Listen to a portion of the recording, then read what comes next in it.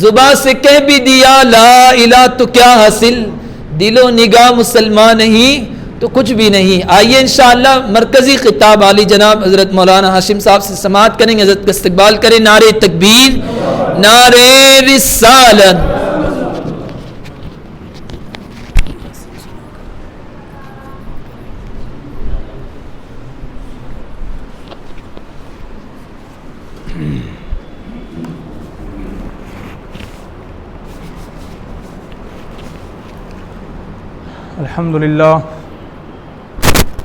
الحمد للہ رب العالمین والعاقبۃ للمتقین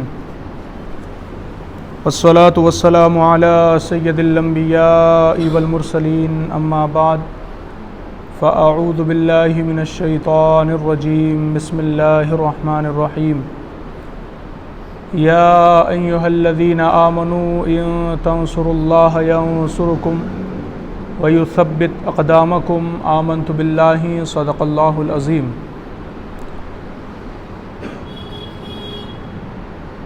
آئیے سب سے پہلے ہم سب مل کر آقائے نامدار مدینے کے تاجدار حضور رحمت عالم امام الانبیاء تاجدار مدینہ جناب احمد مجتبی محمد مصطفیٰ ارواحنا فدا صلی اللہ تعالی علیہ وسلم کی بارگاہ میں اپنی غلامی کا ثبوت دیتے ہوئے بآواز بلند درود پاک کا نذرانہ عقیدت پیش کرے۔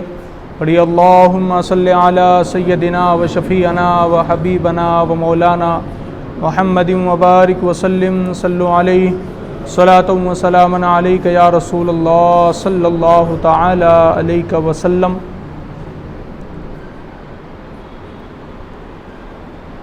اللہ رب العزت نے قرآن مجید فرقان حمید میں ارشاد فرمایا، یا ایہا الذین آمنوا ان تنصروا اللہ ینصرکم ویثبت اقدامکم۔ رب العزت ارشاد فرماتا ہے کہ اے ایمان والو، ان تنصروا اللہ ینصرکم، اللہ کے دین کی مدد کرو، وَيُثَبِّتْ أَقْدَامَكُمْ، اللہ تبارک و تعالیٰ تمہیں ثابت قدم کر دے گا، اللہ تمہیں ثابت قدمی عطا فرمائے گا۔ اللہ رب العزت نے اس آیت کریمہ میں اپنے بندوں کو حکم دیا کہ وہ دین کی مدد کرے۔ بندہ اللہ کے دین کی مدد کیسے کر سکتا ہے؟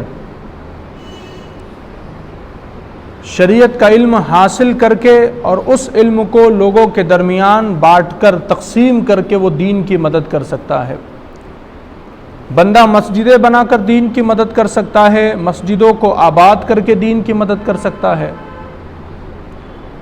بندہ دین کے کاموں میں خرچ کر کے دین کی مدد کر سکتا ہے۔ گویا کہ دین کی مدد کرنے کے لیے بہت سارے انسان کے پاس مواقع موجود ہے، اور ہوگا کیا فائدہ؟ جو بندہ دین کی مدد کرے گا تو رب العزت فرماتا ہے وَيُثَبِّتْ أَقْدَامُكُمْ، اللہ تبارک و تعالیٰ تمہیں ثابت قدمی عطا فرمائے گا۔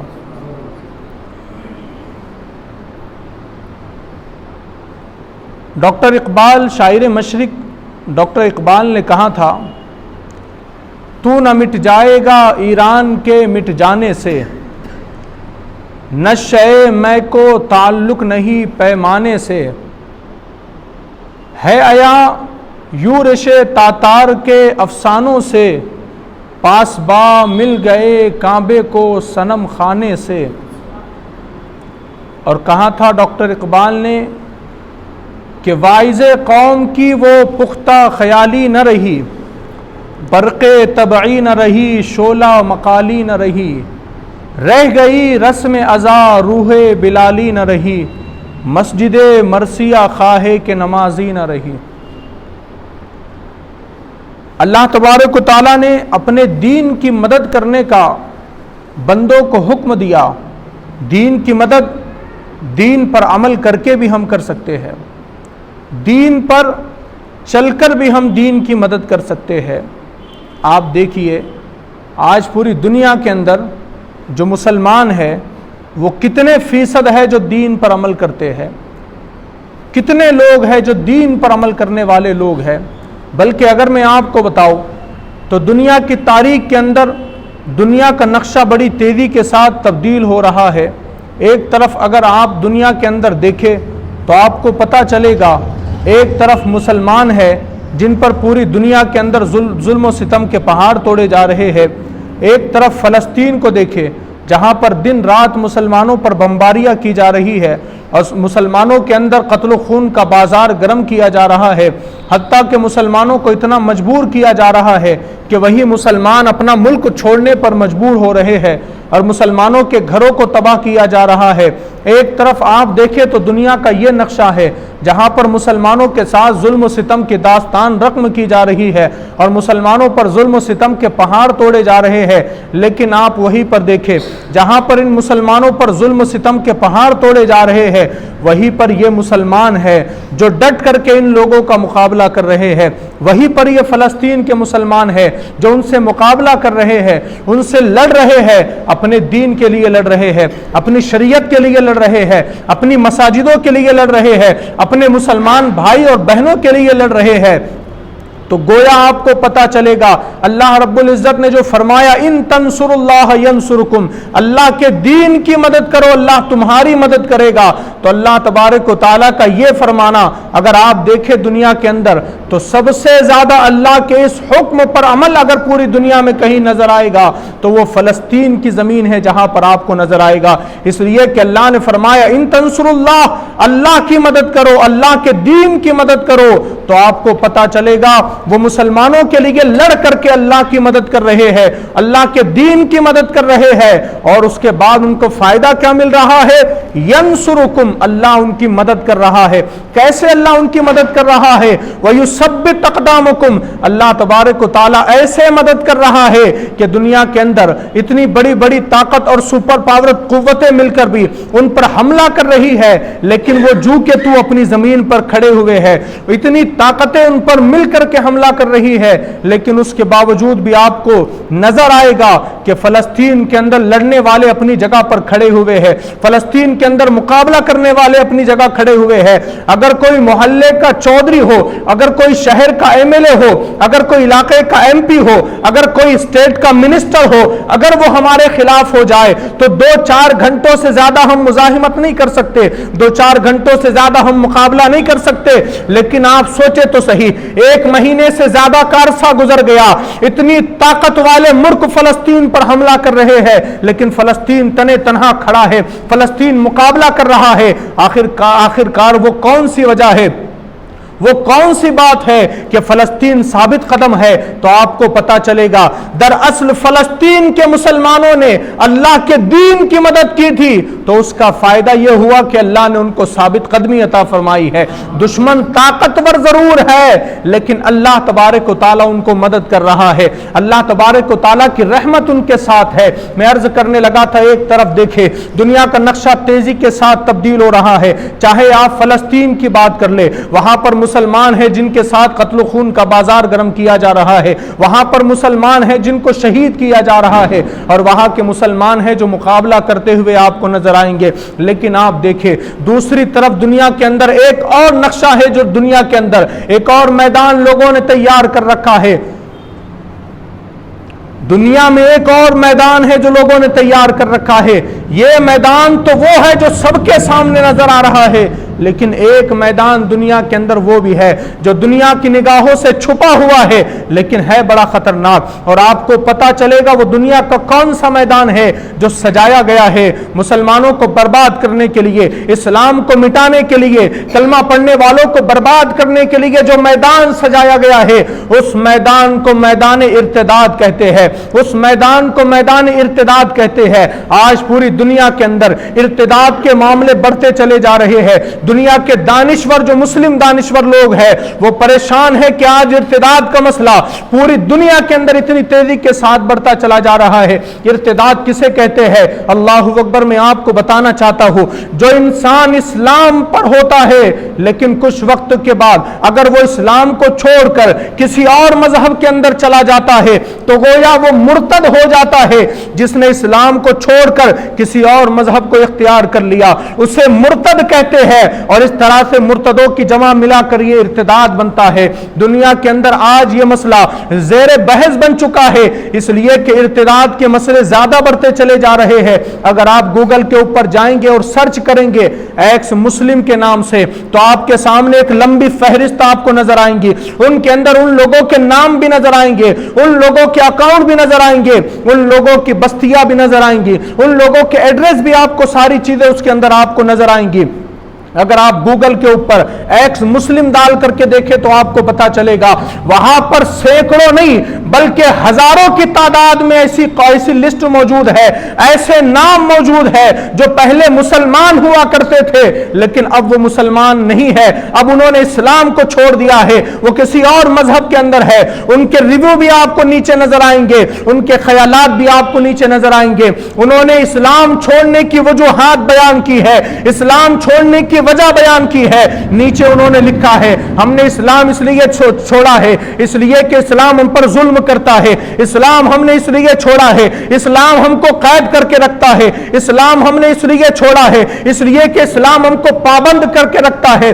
آپ کو ان کے خیالات کے اندر پتا چلے گا، اگر کسی لڑکی کی پروفائل آپ اٹھا کر کے دیکھیں تو آپ کو پتا چلے گا اس نے اپنے خیالات کے اندر لکھ رکھا ہے کہ جب تک میں مسلمان تھی مجھ کو پردہ کرایا جاتا تھا، جب تک میں مسلمان تھی مجھ پر پابندیاں لگائی جاتی تھی، جب تک میں مسلمان تھی برقعے کے بغیر مجھے باہر نکلنے کی اجازت نہیں تھی، لیکن اب میں اسلام چھوڑ چکی ہوں تو اب مجھے آزادی ہے، اب میں اسلام چھوڑ چکی ہوں تو اب مجھے روشن خیالی کے ساتھ زندگی گزارنے کا طریقہ اور سلیقہ مل چکا ہے۔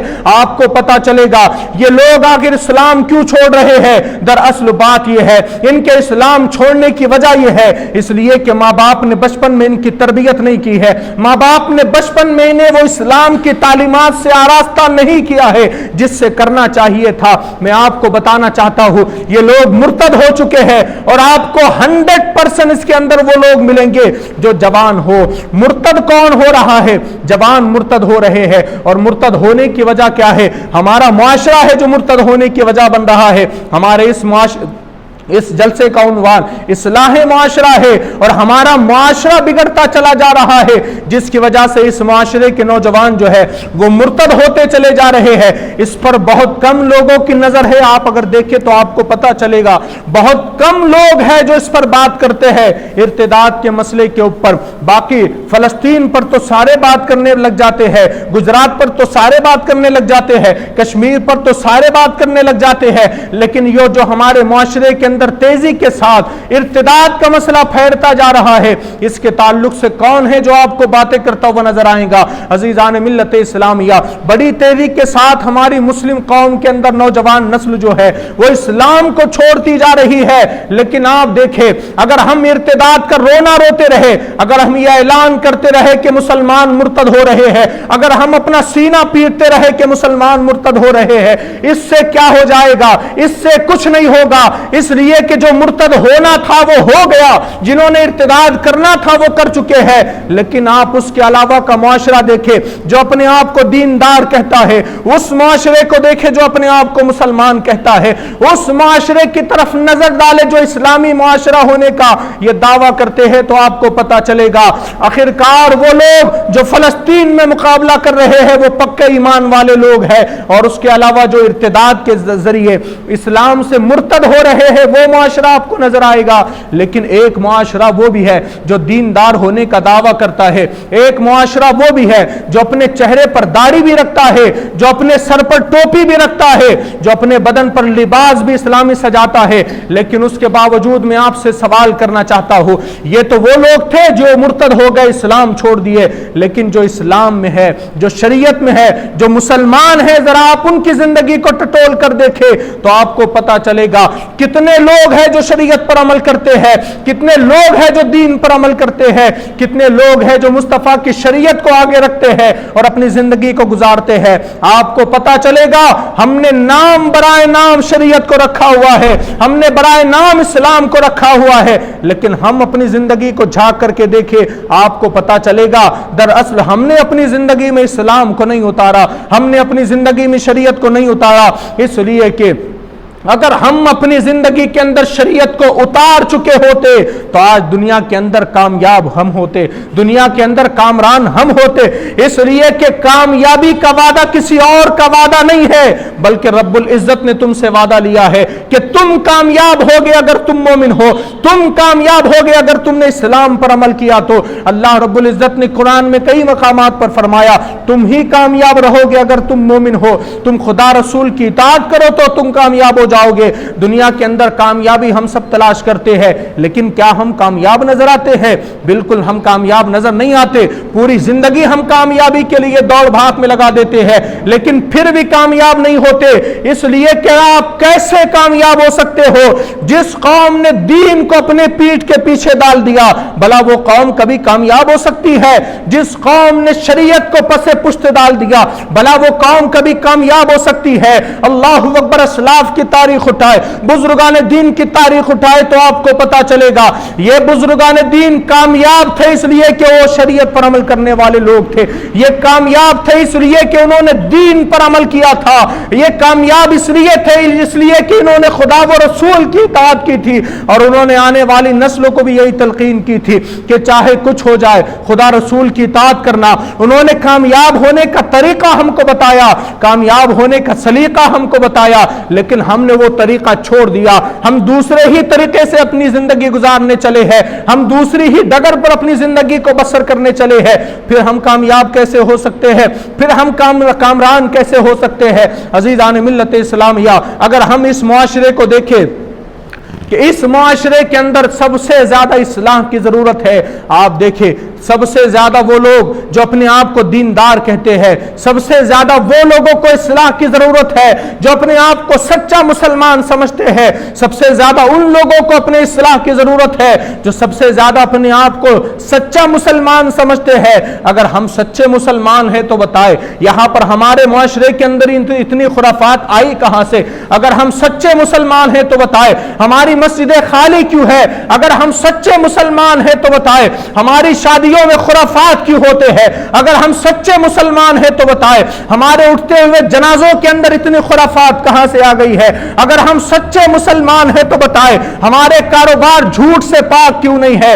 اگر ہم سچے مسلمان ہیں تو بتائے ہم اپنی زندگی کے اندر روزمرہ کی زندگی میں کتنا جھوٹ بولتے ہیں؟ اگر ہم سچے مسلمان ہوتے تو مسجدیں بھری ہوتی، اگر ہم سچے مسلمان ہوتے کاروبار میں جھوٹ بولنے کی نوبت نہ آتی، اگر ہم سچے مسلمان ہوتے مسجدیں خالی نہ ہوتی، مسجدوں کی صفیں رویا نہ کرتی، اللہ اکبر، نمازیوں کے لیے مسجدوں کی صفیں انتظار نہ کر رہی ہوتی۔ اگر ہم سچے مسلمان ہوتے تو مسجد میں جو ہوتے وہ باہر ہوتے۔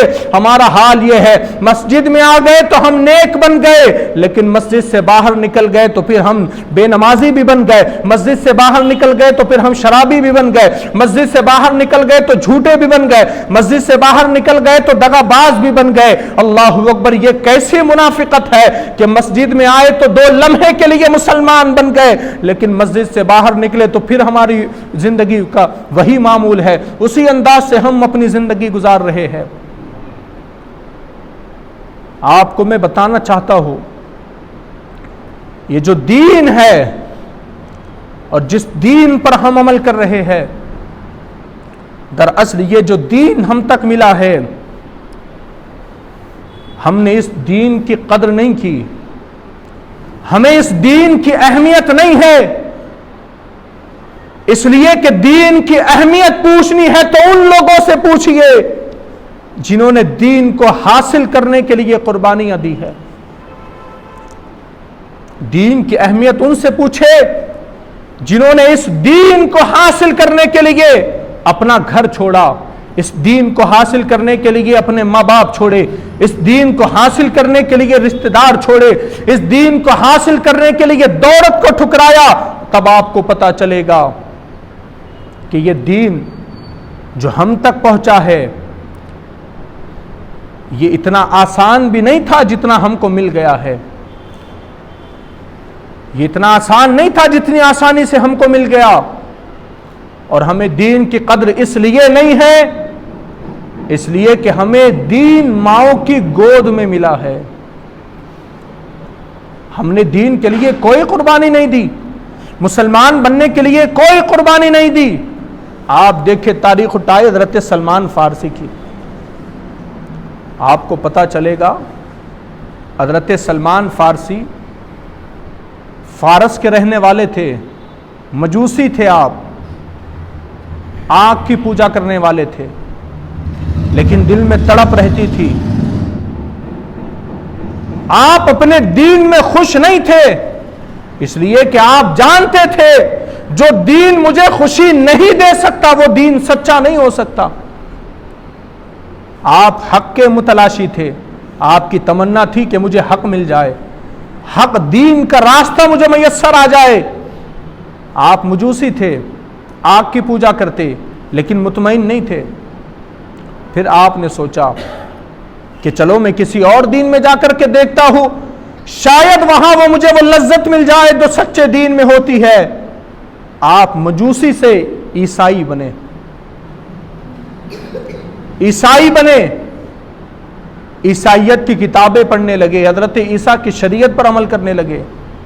آپ کا خیال اور تصور یہ تھا کہ شاید یہ دین حق ہو. ایک گرجا گھر میں آپ رہنے لگے، اس پادری کے پاس، اس کی خدمت کرتے، اس کی خدمت کیا کرتے. لیکن جب اس پادری کے انتقال کا وقت قریب آیا تو اس پادری نے حضرت سلمان فارسی سے کہا سلمان بیٹے، اب تو نے میری بہت خدمت کر لی ہے اور اب چونکہ میں دنیا سے جانے والا ہوں اس لیے جا، میں تجھے ایک پتہ دیتا ہوں. اس لیے کہ سلمان تو پوری زندگی حق کی تلاش کرتا رہا ہے، سچے دین کی تلاش کرتا رہا ہے، لیکن میں جانتا ہوں کہ تجھے اب تک سچا دین نہیں ملا. جا، میں تجھے ایک راستہ بتاتا ہوں کہ جس راستے کے ذریعے تجھے سچا دین بھی مل جائے گا، سچا مذہب بھی مل جائے گا، تیری حق کی تلاش بھی مکمل ہو جائے گی. اس بوڑھے راہب نے کہا سلمان یہ میری انگوٹھی لے کر کے جا، فلاں راہب کے پاس جانا، اسے یہ انگوٹھی دکھا دینا، وہ باقی تمام چیزیں سمجھ جائے گا، وہ میرا بھائی ہے، اسے جا کر یہ انگوٹھی دکھا دینا. حضرت سلمان فارسی گئے اس راہب کے پاس، وہاں زندگی گزارنے لگے. وہ راہب حضرت سلمان کو سمجھاتا رہا کہ یہی سچا دین ہے، یہی سچا دین ہے. حضرت سلمان نے کہا نہیں، یہ سچا دین نہیں ہو سکتا، اس لیے کہ سچا دین وہی ہوگا کہ جس دین کے اندر مجھے سکون ملے، جس دین میں آنے کے بعد مجھے اطمینان ملے، میرے دل کو قرار آئے، وہی سچا دین ہوگا. تو راہب نے کہا سلمان اگر تم سمجھ ہی چکے ہو کہ یہ دین سچا نہیں ہے، عیسائیت سچی نہیں ہے، تو اب میں تمہیں ایک راستہ بتاتا ہوں. اگر تم نے وہ راستہ تلاش کر لیا تو تم سچے دین پر چلے جاؤں گے. کہا وہ کون سا راستہ ہے؟ کہا سلمان آؤ. اس راہب نے کتاب کھولی اور کتاب کھولنے کے بعد اس راہب نے نشانیاں بتائی. کہا دیکھو عیسائیت ختم ہو جائے گی اس لیے کہ حضرت عیسیٰ کے بعد دنیا میں ایک نبی آنے والے ہیں، آخری نبی آنے والے ہیں، اور جب وہ دنیا میں آئیں گے تو عیسائیت ختم ہو جائے گی، حضرت عیسیٰ کی شریعت ختم ہو جائے گی اور پھر وہاں سے ان کا دین شروع ہوگا. پھر اس وقت جو ان پر ایمان لائے گا وہ سچے دین پر ایمان لائے گا. تو اس نے کتاب کھولی اور کتاب کھولنے کے بعد اس نے حضرت سلمان فارسی سے کہا دیکھ ہماری اس کتاب میں 3 نشانیاں بیان کی گئی ہے اس آخری نبی کی، اس کی 3 نشانیاں ہیں. جس شخص میں تو یہ 3 نشانیاں مل جائے تجھے اور تو پالے اس شخص کے اندر یہ 3 نشانیاں، سمجھ لینا وہی اللہ کے آخری اور سچے رسول ہے. کہا وہ کون سی نشانی ہے؟ تو اس راہب نے کہا سلمان آخری نبی کی سب سے پہلی نشانی یہ ہے کہ وہ صدقہ قبول نہیں کریں گے، وہ صدقہ قبول نہیں کریں گے، دوسری نشانی یہ ہے کہ وہ تحفہ قبول کریں گے، اور تیسری نشانی یہ ہے کہ ان کی پشت پر مہر نبوت ہوگا۔ کہا یہ 3 نشانیاں ہیں اس آخری نبی کی، جس شخص میں تجھے یہ 3 نشانیاں مل جائے سمجھ لینا وہ آخری نبی ہے۔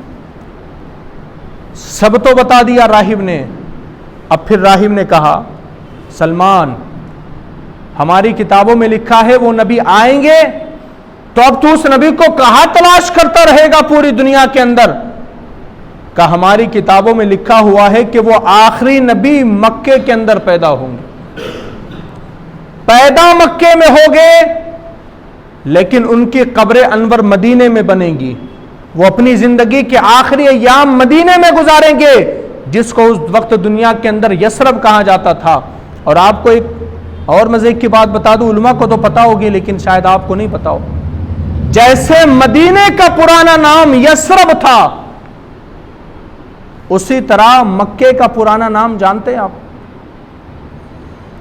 جیسے مدینے کا پرانا نام یثرب تھا اسی طرح مکے کا پرانا نام بکا تھا، مکے کا پرانا نام بکا تھا۔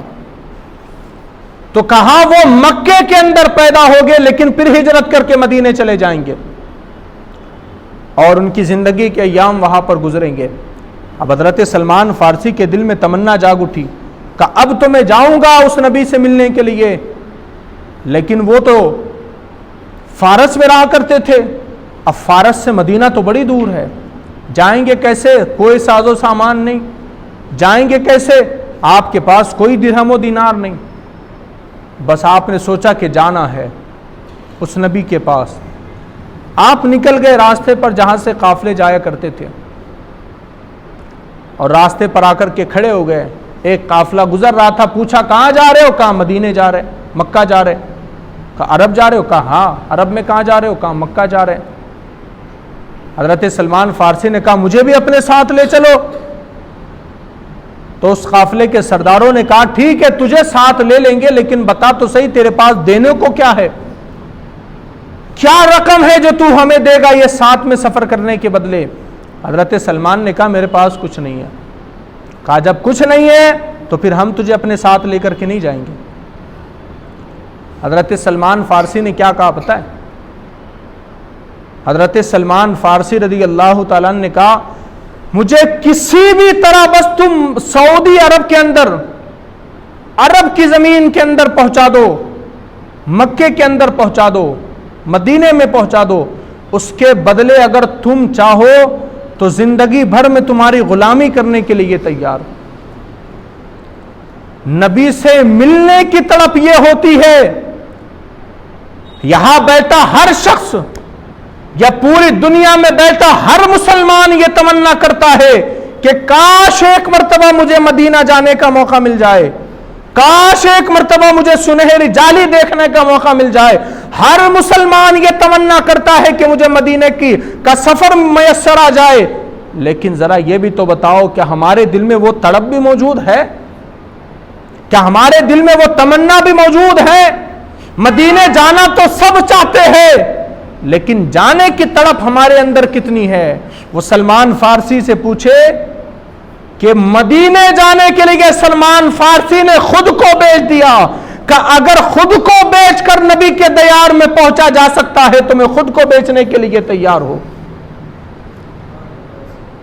یہ کوئی آسان سودا تو نہیں ہے، ایک مرتبہ خود کو بیچ کر تو دیکھے بازار مصطفیٰ میں۔ اس لیے کہ جس نے اپنے آپ کو بازار مصطفیٰ میں بیچ دیا تو اس کے تو ایسے مقدر عروج پر چلے جاتے ہیں کہ کسی شاعر نے یوں کہا جب تک بکا نہ تھا تو کوئی پوچھتا نہ تھا، تم نے خرید کر ہمیں انمول کر دیا۔ اب تو لوگ جاتے بھی ہیں مدینے میں تو سیلفی نکالتے ہیں، گنبد خضرا کی طرف پیٹ کر کے سیلفی نکالتے ہیں لوگوں کو بتانے کے لیے۔ وہ خانہ کعبہ کا طواف کر رہا ہے تو وہ ویڈیو نکال رہا ہے لوگوں کو بتانے کے لیے کہ دیکھو میں یہاں پر آیا ہوں طواف کرنے کے لیے۔ عبادت کو تو ایک طرف رکھ دینا چاہیے، آپ کعبے کا طواف مکمل کر لو، اس کے بعد سکون سے پورے گھر والوں کو بتاؤ کعبے کی ہر ایک چیز، لیکن لوگوں کو طواف کرتے ہوئے ویڈیو نکالنا ہے، گنبد خضرا کی طرف پیٹ کر کے ویڈیو نکالنا ہے۔ لوگ تو اس کے لیے جاتے ہیں آج کل تاکہ ہم بھی اپنے واٹس ایپ پر سٹیٹس لگائے اور لوگوں کو پتا چلے کہ ہاں بھائی یہ بھی حاجی ہے، یہ بھی مدینے جا کر کے آیا، یہ بھی پیسے والا انسان ہے۔ تو مدینے جانا تو سب چاہتے، لیکن دل میں وہ تڑپ نہیں ہے جو ہونی چاہیے۔ حضرت سلمان فارسی نے خود کو بیچ دیا، آخر کار آپ پہنچے مدینے میں۔ آپ پہنچے تو حضور رحمت عالم نے اعلان فرما دیا تھا، آپ نے اعلان کر دیا تھا نبوت کا۔ حضرت سلمان فارسی کو پتا چلا کہ یہ نبی ہے، انہوں نے اعلان کیا ہے، لیکن وہ 3 نشانیاں تھیں جس کو آپ جاننا چاہتے تھے کہ کیا ان کے اندر وہ نشانیاں ہے جو مجھے راہب نے بتائی تھی۔ ایک مرتبہ حضور رحمت عالم صلی اللہ علیہ وسلم اس باغ میں تشریف لائے جس باغ کے مالک کے پاس حضرت سلمان فارسی کام کیا کرتے تھے، اس باغ کے مالک کے حضرت سلمان فارسی غلام تھے۔ حضور رحمت عالم اس باغ میں تشریف لائے، جب تشریف لائے نا تو حضرت سلمان فارسی کو تو اچھا موقع مل گیا، تو آپ نے اس باغ کے اندر سے کچھ کھجوریں توڑی اور حضور رحمت عالم صلی اللہ علیہ وسلم کی بارگاہ میں وہ کھجوریں رکھی اور عرض کی، کہا یا رسول اللہ یہ صدقہ ہے، قبول فرمائیے۔ اس راہب نے تو کہا تھا پہلی نشانی یہ ہے کہ وہ نبی صدقہ قبول نہیں کریں گے۔ حضرت سلمان نے کہا یا رسول اللہ یہ صدقہ ہے، قبول کیجئے۔ حضور نے ہاتھ رکھا اس کھجور کے اوپر اور کہا اس کھجور کو اوروں میں تقسیم کر دیا جائے۔ حضرت سلمان نے کہا آپ نہیں کھاتے؟ کہا نہیں، اللہ نے مجھ پر صدقہ حرام کر دیا ہے۔ حضرت سلمان خوش ہو گئے، کہا پہلی نشانی تو مکمل ہو گئی۔ دوسری مرتبہ پھر موقع ملا تو کھجوروں کا گچھا توڑ کر کے لائے سلمان فارسی اور حضور کی بارگاہ میں پیش کیا، اور اب کہا یا رسول اللہ قبول کیجئے، یہ تحفہ ہے۔ حضور نے اس میں سے کھجور اٹھائی اور کھا لی، کہا ہاں ہم تحفہ قبول کرتے ہیں۔ 2 نشانیاں پوری ہو گئی تھی۔ تیسری نشانی یہ تھی کہ پیٹھ پر مہر نبوت تھا۔ ایک مرتبہ حضور رحمت عالم صلی اللہ علیہ وسلم باغ میں ٹہل رہے تھے، اچانک ہوا کا جھونکا آیا، حضرت سلمان فارسی بھی پیچھے چل رہے تھے، اچانک ہوا کا جھونکا آیا اور حضور رحمت عالم کی وہ چادر آپ کے کاندھے سے سرک گئی اور شانہ مبارک آپ کا دکھنے لگا۔ تو حضرت سلمان فارسی نے جھانک کر کے دیکھا تو حضور رحمت عالم کی پیٹھ پر مہر نبوت بھی موجود تھا۔ حضرت سلمان فارسی قدموں میں گر گئے حضور کے، عرض کرنے لگے یا رسول اللہ مجھے کلمہ پڑھا کر اسلام میں داخل کر دیجئے۔ حضور رحمت عالم نے حضرت سلمان فارسی کو کلمہ پڑھائی اور اسلام میں داخل کیا، لیکن آپ دیکھیں حضرت سلمان فارسی کی ویسے داستان تو بڑی طویل ہے، میں نے مختصر میں آپ کو بتایا، لیکن آپ دیکھیں تو صحیح ذرا، حضرت سلمان فارسی اس دین کو حاصل کرنے کے لیے، اسلام میں آنے کے لیے، مسلمان ہونے کے لیے کتنی قربانیاں دی ہے۔ اپنے گھر کو سلمان فارسی نے دین کے لیے چھوڑا، حضرت سلمان فارسی نے اپنی عیش و عشرت چھوڑی، حضرت سلمان فارسی نے اپنا وطن چھوڑا اس دین کے لیے، حضرت سلمان فارسی نے اپنے آپ کو اس دین کے لیے بیچ دیا، اور اس کے بعد تب جا کر کے وہ مصطفیٰ کے قدموں میں پہنچے ہیں۔ اسی لیے تو حضرت سلمان فارسی کو دین کی اہمیت تھی۔ ہمیں دین کی اہمیت اس لیے نہیں ہے، اس لیے کہ دین ہمیں ماں کی گود میں ملا ہے۔ اگر ہم نے بھی دین کے لیے تکلیف اٹھائی ہوتی تو ہمیں بھی پتا چلتا دین کی اہمیت کیا ہے۔ تو دین کی اہمیت کو سمجھیے، دین کو سمجھیے، شریعت کو سمجھیے، اس پر عمل کیجیے۔ آج ہمارے معاشرے میں جو بگاڑ ہے اس کی دراصل وجہ یہ ہے کہ ہم نے دین کو سمجھا نہیں، ہم نے دین سے محبت نہیں کی، ہم نے دین کی قدر و منزلت نہیں کی، اسی لیے تو ہم راہ راست سے ہٹ رہے ہیں۔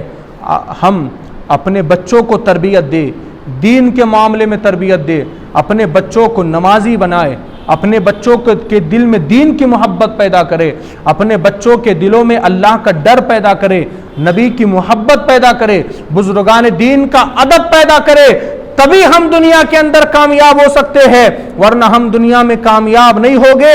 اگر دنیا میں کامیاب ہونا ہے تو واحد طریقہ یہ ہے، اپنے بچوں کے دلوں میں خدا کا خوف پیدا کرے، اپنے بچوں کے دلوں میں نبی کی محبت پیدا کرے، تبھی ہم کامیاب ہوگے۔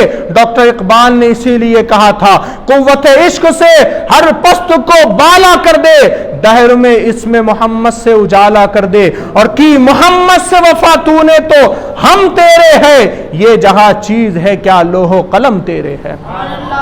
اللہ ہم تمام کو عمل کی توفیق عطا فرمائے، کہنے سننے میں جو غلطی ہو اللہ اپنے فضل و کرم سے معاف فرما لے۔